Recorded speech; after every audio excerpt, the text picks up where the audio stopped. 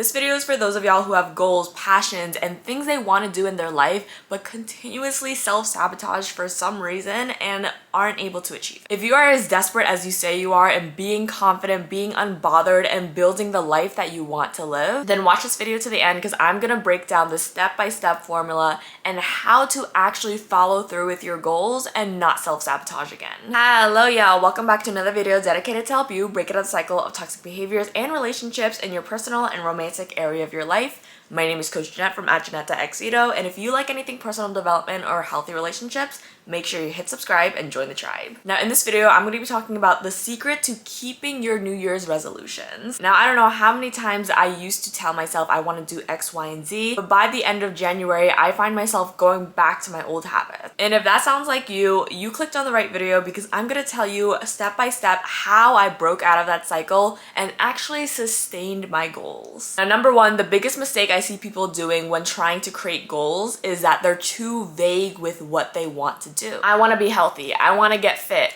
I want to be rich. I want to go on a diet. I want to be confident. All of these things are valid goals. However, they are way too vague for your mind to actually take tangible steps to move towards it. The problem is that when our goals are too vague, we are trusting ourselves and our habits to guide us through. However, if you have self-sabotaging habits like you love sweets, you have an all or nothing personality, you're a perfectionist, you overthink about little things, and these are all things that are normal, right? We all deal with our own struggles. If this is something that you deal with, it is inevitable that we are gonna go back to our self-sabotaging habits unless we specify what our goals are, map it out step by step, so we make sure we don't revert back to those self-sabotaging habits when we don't have that motivation. When it comes down to setting goals, you want to be very specific with what you want to achieve. So for example, instead of I want to be healthy, it's I'm gonna take a 10-minute walk Monday, Wednesday, and Friday 3 times a week after I finish eating breakfast. Now compare I want to be healthy to what I just said. It's a lot more specific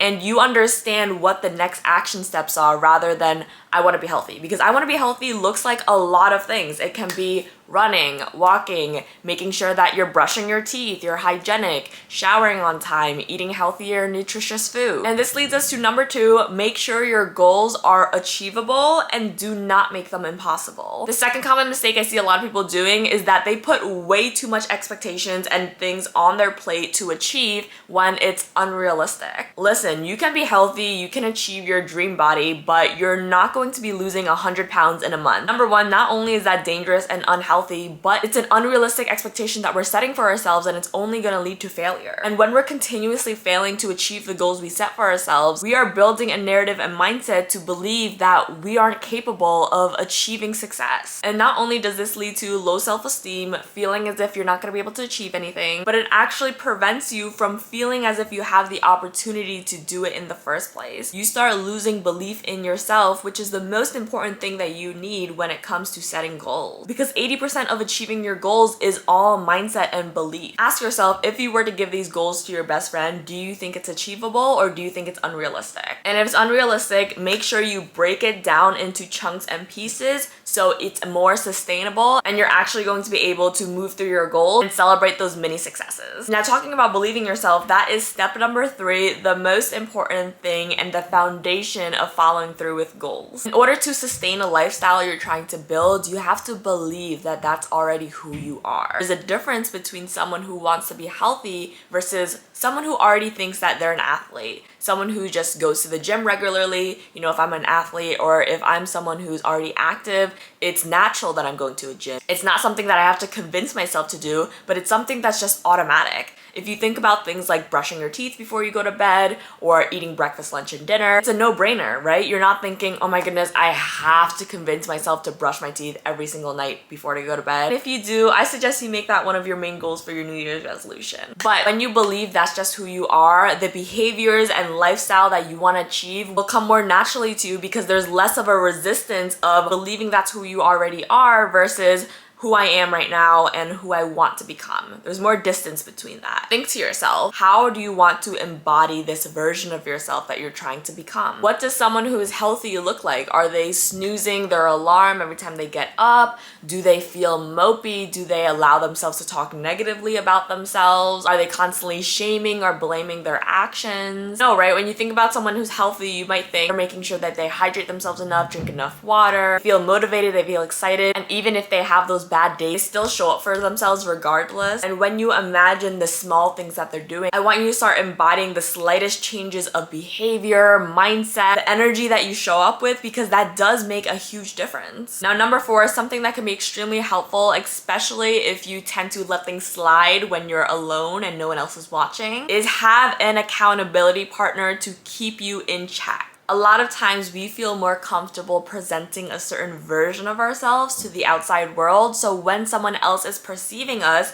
we don't want to let them down, or we don't want to look a certain way. So we're more inclined to not give up and continuously show up for ourselves when someone else is watching and keeping ourselves accountable. Now, this doesn't mean that you have to have someone looking at every single step that you're doing, criticizing you, getting on top of you, being a helicopter parent, because we want to build discipline as well. However, it doesn't hurt to have someone that's checking up on you weekly. Maybe you guys are accountability partners and you're helping them achieve their goals, and they're also helping you achieve your goals. And that way you get excited to share your progress throughout the week with the other person, and they can also help you keep in check when you don't feel motivated yourself to do the thing that you want to do. Of course, that's why I also recommend seeking life coaches or personal development coaches, because that is the perfect environment to keep you in check while also giving you tangible and actionable steps to move towards your goal. So if you're not sure that you have someone to keep you in check and you're interested in that structure, make sure you click the link in my description below to book a consultation call with me, and I'll help you map out your next step and see if it would be a good fit working together. But moving on to number 5, instead of making it hard for yourself to achieve the goal,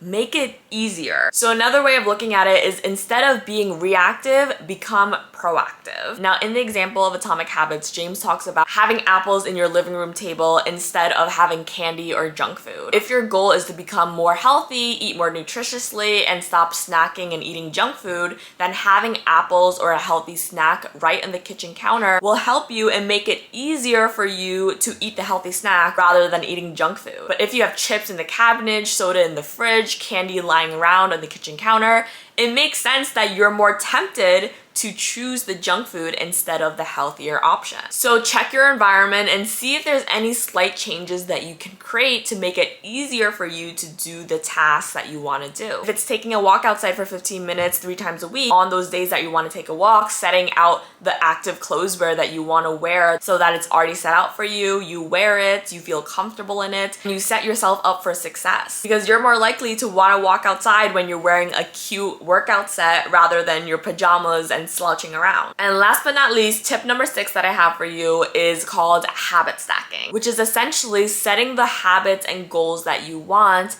right after things that you already do on a day-to-day basis. For example, if you're trying to walk more and you already work a 9 to 5, after work, instead of heading straight home right away, go take that 15-minute walk and then go back to the train station and head home. Since you're already going to be outside after you walk out of work, take that time to just take that 15-minute walk and then go home. It will be easier to add that part of your routine because it's already associated to another routine that you naturally do. And it won't be something new that your brain has to actively think about, where it's like, I have to make sure I find time in my schedule 3 times a week for a 15-minute walk. I have to set that time aside. Whereas it's almost like, oh, it's no big deal. Right after work, 15-minute walk. It's nothing much extra. That creates the environment for it to be easier to achieve those goals that you set for yourself. Now, all of these tips and tricks that I just listed are from the book Atomic Habits. So if that's something that you're interested in reading and diving a little bit more in depth about, I definitely recommend this book. I love it, and it's helped me build healthy habits myself. So I'll link the book in my description below so you can purchase it yourself. But with that said, I hope that this helps you break out of the cycle of self-sabotage and create those tangible steps for yourself so you can actually sustain the goals that you're creating for your New Year's resolution. I know it's probably frustrating and you're sick of tired telling yourself, I want to do X, Y, and Z, but then fail after a couple of weeks or a month after the New Year's resolution. So if you're actually dead serious about completing those goals, showing up for yourself, creating that new and better version of yourself, make sure you follow these steps so you can create an easier process. Comment down below, what are your New Year's resolutions and what are you looking forward to in the next year? But with that said, I'll see you in next week's video, and as always, you got this.